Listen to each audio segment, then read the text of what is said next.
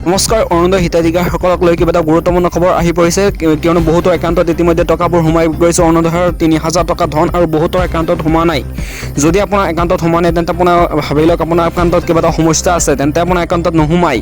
আপুনি এইকেইটা কাম কৰি লওক, আপুনি এই তিনিটা কাম কৰি লওক। আপোনাৰ এইবাৰ তিনিটা নিয়মেৰে সোমাব অৰুণোদয় থকা ধন। আপোনাৰ একাউণ্টত যদি ডিবিটি অৰ্থাৎ ডাইৰেক্ট বেংক ট্ৰেন্সফাৰ নাই, তেন্তে আপোনাৰ ডিবিটি লিংক নাই, তেন্তে আপোনাৰ একাউণ্টত টকা নোসোমায়। অৰুণোদয়ত কিস্তিত টকাবোৰ ৩,০০০ টকাকৈ নোসোমায় কিয়নো অৰুণোদয় বহুতো ২-৩ মাহৰ টকা আপোনাৰ বন্ধ হৈ আছে। সেই টকাবোৰ একেলগে সোমাই দিব, কিন্তু আপুনি যদি এইকেইটা কাম নকৰে তেন্তে আপোনাৰ বাবে খুব বেয়া খবৰ, কিয়নো আপুনি এই অৰুণোদয় হিতাধিকাৰৰ ধৰণৰ পৰা বঞ্চিত হ'ব। কিয়নো ৰাজ্য চৰকাৰ অসম চৰকাৰে ঘোষণা কৰিছে যে যিসকল বৰ্তমান যোগ্য হয় আৰু অযোগ্যসকলক বাছনি কৰা হ'ব। আপোনাৰ ১ জুলাইৰ পৰা সকলোৰে বাছনি কৰা হ'ব সকলোৰে যোগ্য অযোগ্য হিতাধিকাৰীসকলক। যিসকলে মানে যোগ্য অৰ্থাৎ দৰিদ্ৰ সীমাৰেখাৰ দৰিদ্ৰ শ্ৰেণীৰ অন্তৰ্ভুক্ত হয় বা দুখীয়া শ্ৰেণী হয়, তেখেতসকলে অৰুণোদয় লাভ কৰিব, অন্যথা ধনী শ্ৰেণীৰ লোকসকল অৰুণোদয়ৰ পৰা বঞ্চিত হ'ব। যিসকলে অৰুণোদয়ৰ পৰা অযোগ্য হয় তেখেতসকলে বঞ্চিত হ'ব। আৰু যিসকলৰ একাউণ্টত ডিবিটি লিংক নাই তেখেতসকলৰ এই অৰুণোদয়বোৰ কৰ্তন কৰি দিব, অৰ্থাৎ টকাবোৰ নোসোমায়। আপুনি একাউণ্টত আপুনি চেক কৰক অৰুণোদয়ৰ ডিবিটি লিংকটো আছেনে নাই। যদি নাই তেন্তে আপুনি ইতিমধ্যে কৰি লওক, কিয়নো অৰুণোদয় হিতাধিকাৰীসকলৰ ধন ইতিমধ্যে সোমাই যাব। কিয়নো ইতিমধ্যে বহুতৰ একাউণ্টত সোমাইছে আৰু বহুত একাউণ্টত সোমোৱা নাই, কিয়নো তেখেতসকলৰ একাউণ্টত বহুতো প্ৰব্লেম আছে, সেইকাৰণে সোমোৱা নাই।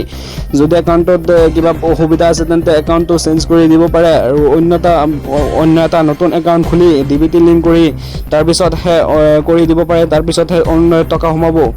আৰু মুঠৰ ওপৰত কথাটো হৈছে অৰুণোদয়ৰ লগতে অন্যান্য আঁচনিসমূহ অৰ্থাৎ যিবোৰ গেছৰ বা সাহায্য বা যিকোনো ধৰণৰ আঁচনি আছে, সেই বহুতো আঁচনিৰ ধনবোৰ বৰ্তমান বন্ধ হৈ আছে, কিয়নো অসম চৰকাৰে যিবোৰ বাজেটবোৰ ধৰোৱা নাই। ইতিমধ্যে ৬ জুলাইৰ পৰাহে কাৰ্যকৰী হ'ব বাজেট ধৰোৱা।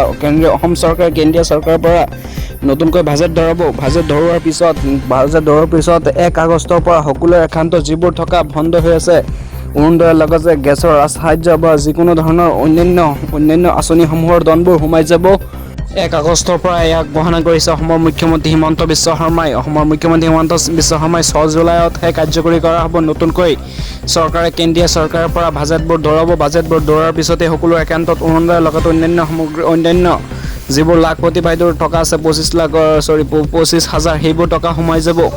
আৰু যদি আপোনাৰ পৰিয়ালত যদি কোনোবাই অৰুণোদয় আঁচনিৰ পৰা বঞ্চিত হৈ আছে বা নাপায় অৰুণোদয়, তেখেতসকলৰ বাবে আহি পৰিছে কিবা এটা ভাল খবৰ, কিয়নো অৰুণোদয় আঁচনিৰ যিসকলে টকা বা অৰুণোদয় আঁচনিৰ পৰা বঞ্চিত হৈ আছে বা তেখেতসকলৰ নাম অৰুণোদয় হিতাধিকাৰীসকলৰ নাম নাই, তেখেতসকলৰ বাবে আহি পৰিছে ভাল খবৰ, কিয়নো তেখেতসকলৰ বাবে নতুনকৈ পঞ্জীয়নবোৰ খুলি দিব। নতুনকৈ এপ্লাই কৰিবৰ কাৰণে অহা ১ জুলাইৰ পৰা খুলি দিব তেখেতসকলৰ পঞ্জীয়নবোৰ, কিয়নো তেখেতসকলৰ মানে ৰেচন কাৰ্ডত নাম থাকিব লাগিব। ৰেচন কাৰ্ডত নাম থাকিলেহে তেখেতসকলে লাভ কৰিব অৰুণোদয়ৰ ধন, অন্যথা যিসকলৰ নাম মানে ৰেচন কাৰ্ডত নাই, অৰ্থাৎ ৰেচন কাৰ্ড নাই, তেখেতসকলে লাভ নকৰিব। আপুনি যদি ৰেচন কাৰ্ড বনোৱা নাই ইতিমধ্যে ৰেচন কাৰ্ডৰ হিতাধিকাৰীসকলৰ একাউণ্টত নামবোৰ লিখি লওক, লিপিবদ্ধ কৰি লওক, হিতাধিকাৰীসকলৰ ৰেচন কাৰ্ডত অন্তৰ্ভুক্ত কৰি লওক, নহ'লে অন্যথা অৰুণোদয় আঁচনিৰ পৰা বঞ্চিত হ'ব।